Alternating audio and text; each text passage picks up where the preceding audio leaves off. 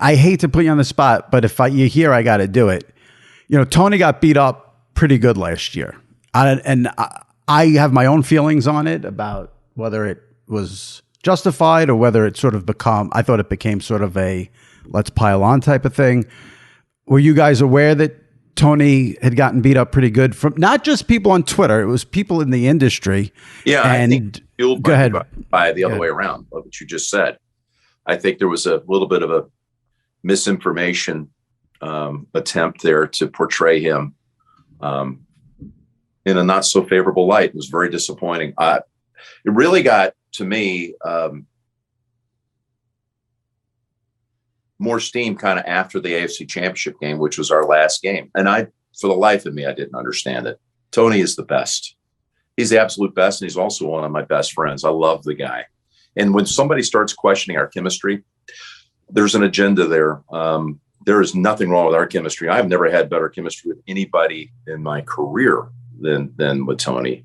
All you have to do is sit in the booth with us, which people that are covering our business, they're always welcome to come in and take a look at how we interact between the two of us on the air, off the air, between plays.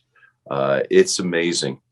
And I'm not worried about it. Here's what I don't get is where was all this outcry during the season? It's not like we were invisible.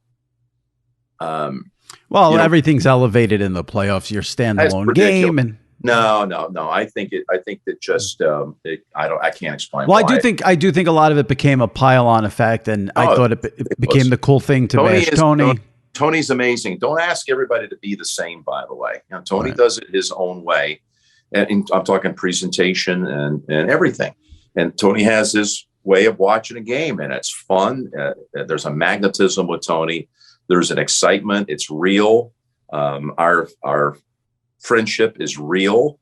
We're doing games during the season like Buffalo and Kansas City. Not a whimper. By the way, those were playoff ratings.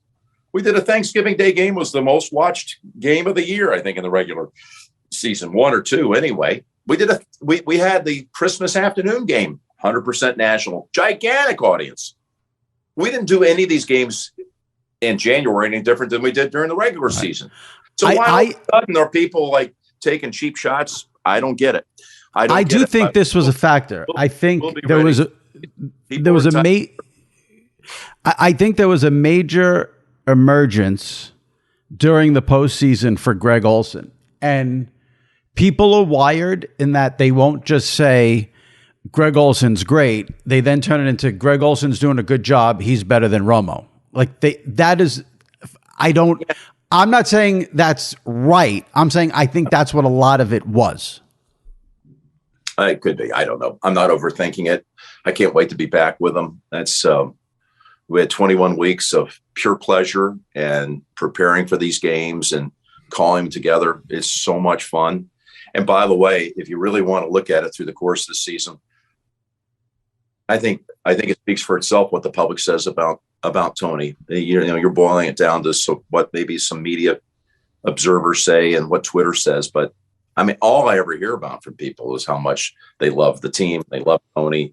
And we're going to have a great season. And I have so much respect for him and what he's done to elevate the NFL and the excitement of the NFL. And Tracy, by the way, I don't want to not have her as part of the team. She's the best. And I'm looking forward to it. That's all I can say. Looking forward to Super Bowl. We can't control what other people want to say, but it's interesting what you just said about trying to maybe, because Greg was getting a lot of good props. Good for him. One is not related to the other.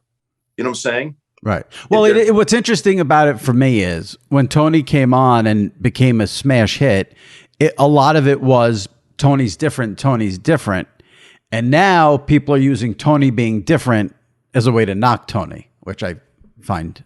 Tony's going to be doing it for a long time. And we are we're a good team, and we're going to have a ball with this season. I can promise you.